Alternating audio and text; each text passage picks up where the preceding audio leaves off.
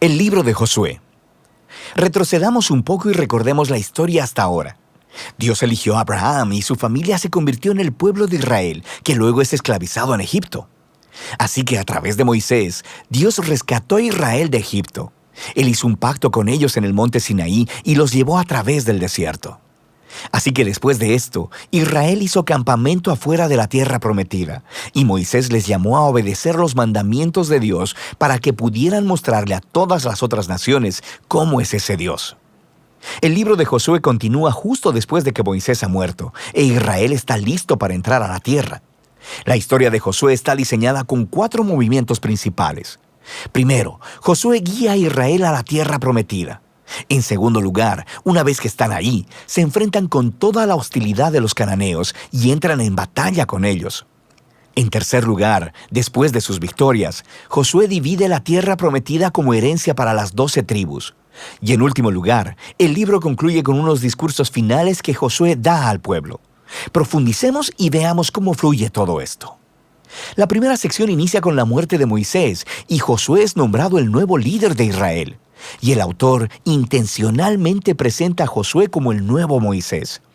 Así que al igual que Moisés, Josué llama al pueblo a obedecer la Torá, esto es los mandamientos del pacto que les fueron entregados en el monte Sinaí. Y luego, Josué envía espías a la tierra, justo como Moisés lo hizo en Números capítulos 13 y 14, excepto que esta vez las cosas van mejor. De hecho, algunos cananeos incluso cambian de religión y deciden seguir al Dios de Israel. Luego, Josué lidera a todo Israel a través del río Jordán hacia la tierra prometida. Justo como el mar se abrió para Moisés en el Éxodo, aquí también se abre el río Jordán y los sacerdotes llevan el arca del pacto a través de él, guiando a todo Israel. Ahora, en el capítulo 5, la historia hace una transición. El pueblo mira hacia atrás y examina sus raíces como el pueblo del pacto de Dios. Así que la nueva generación es circuncidada y celebra su primera Pascua en la tierra. Luego, ellos se preparan para seguir hacia adelante. Y Josué tiene un extraño encuentro con un misterioso guerrero, quien resulta ser el ángel capitán del ejército de Dios. Y Josué le pregunta, ¿eres de los nuestros o de nuestros enemigos? Y el guerrero le responde, de ninguno de los dos. Lo que nos muestra que la verdadera pregunta es si Josué estaba del bando de Dios. Esto deja claro que esta historia no se trata de Israel contra los cananeos. Más bien, esta es la batalla de Dios contra los cananeos, en la cual Israel va a jugar el rol de espectador o en ocasiones de participantes en el plan de Dios, lo que nos lleva a la siguiente sección. Encontramos historias acerca de todos estos conflictos que Israel tuvo con diferentes grupos cananeos, y la primera parte cuenta en detalle la historia de 2 batallas. Y esto es seguido por una serie de historias cortas que condensan en breves resúmenes años de batallas. Entonces, las primeras 2 batallas son contra Jericó y contra Ai, y estas ofrecen una imagen contrastando la fidelidad de Dios contra el fracaso de Israel. En Jericó, Israel debe tener un enfoque completamente pasivo. Así que permiten que la presencia de Dios en el arca los dirija alrededor de la ciudad durante 6 días. Y justo como Rahab se volvió al Dios de Israel, tal vez el pueblo de Jericó haría lo mismo, pero no lo hacen. Así que en el 7º día, los sacerdotes tocan las trompetas y los muros caen, produciendo la victoria de Israel. El punto de la historia es que Dios es quien librará a su pueblo. Israel solo necesita confiar y esperar. Ahora, en la siguiente historia de la batalla en Ai, se señala el punto opuesto. Hay un israelita llamado Acán, y él roba de Jericó algunos de los objetos preciosos que solo le pertenecen a Dios, y también miente sobre ello. Esto es algo bastante absurdo después de lo que Dios acaba de hacer por Israel. Así que Israel empieza su batalla con la ciudad de Ai y son completamente derrotados. E Israel obtiene la victoria solo después de arrepentirse con humildad y de lidiar severamente con el pecado de Acán. De manera que estas 2 historias son colocadas juntas para señalar un punto importante. Si Israel va a heredar la tierra, deben ser obedientes y confiar en los mandamientos de Dios. Ellos no recibirán un trato especial. La segunda parte de esta sección comienza con los Gabaonitas, un pueblo cananeo. Y ellos hacen justo lo que Rahab hizo, volverse al Dios de Israel y hacer paz con Israel. Esto contrasta con los otros reyes cananeos, quienes empiezan a hacer alianzas y coaliciones porque quieren destruir a Israel. Así que Israel lucha contra ellos y los vence aplastantemente. De manera que toda esta sección termina con una lista que resume todas las victorias de Moisés y de Josué. Ahora, detengámonos un momento, porque es probable que te molesten estas historias y la violencia que ellas contienen. Y si eres seguidor de Jesús, no podrás evitar preguntarte, ¿no dijo Jesús que amarás a tus enemigos? ¿Por qué aquí Dios está declarando la guerra? Primero, ¿por qué los cananeos? Las razones principales se nos dan con anterioridad en la historia bíblica. Porque la cultura de los cananeos se había vuelto moralmente corrupta en extremo, especialmente con respecto al sexo. Mira Levítico capítulo 18. Además, también practicaban ampliamente el sacrificio de niños. Mira Deuteronomio capítulo 12.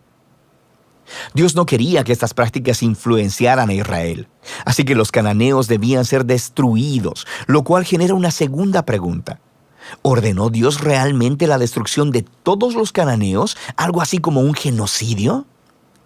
A primera vista, esa es la impresión por las frases utilizadas en estas historias. Los destruyeron por completo, no dejaron sobrevivientes ni nada que respirara. Pero si das un segundo vistazo más de cerca, te darás cuenta de que estas frases son claramente una hipérbole y no literales. Así que regresa a los mandamientos originales sobre los cananeos en Deuteronomio 7. Primero se le dice a Israel que expulsen a los cananeos y luego que los destruyan totalmente. Y estas instrucciones están seguidas de mandamientos sobre no casarse ni hacer negocios con ellos. No puedes casarte con alguien que has destruido, así que ya entiendes el punto. La misma idea aplica a las historias en Josué. Míralas de cerca.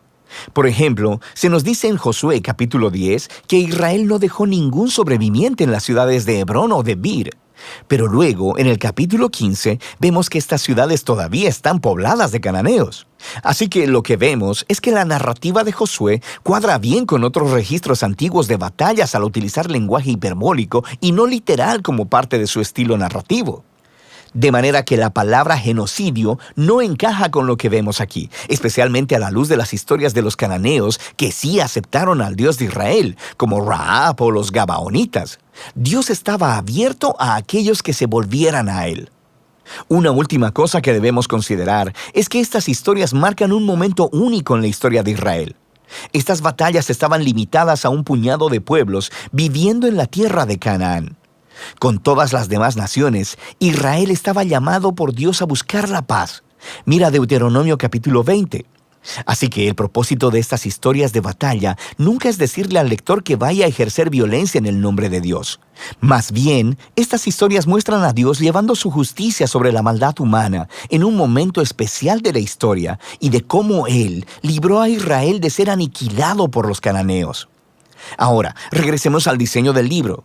Después de años de batallas, vemos a un envejecido Josué y quien empieza a dividir la tierra entre las 12 tribus de Israel.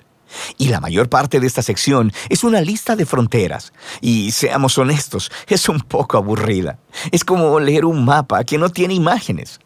Pero para los israelitas, estas listas eran muy importantes.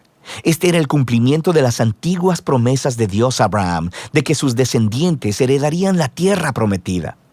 Así que ahora todo estaba sucediendo hasta el mínimo detalle, lo que nos lleva a la sección final. Josué da 2 discursos al pueblo. Son muy similares a los discursos finales de Moisés en Deuteronomio. Josué les recuerda sobre la generosidad de Dios, cómo Él los trajo a la tierra prometida y los rescató de los cananeos. Así que les llama a alejarse de los dioses cananeos y a ser fieles al pacto que hicieron. Si así lo hacen, esto los llevará a la vida y la bendición en la tierra. Pero si son infieles, Israel mismo hará que caiga sobre sí el mismo juicio divino que experimentaron los cananeos. Serán expulsados de la tierra hacia el exilio. Así que Josué deja a Israel con una decisión pendiente. ¿Qué hará Israel? Esta es la gran pregunta que surge mientras la historia termina. Y este es el libro de Josué.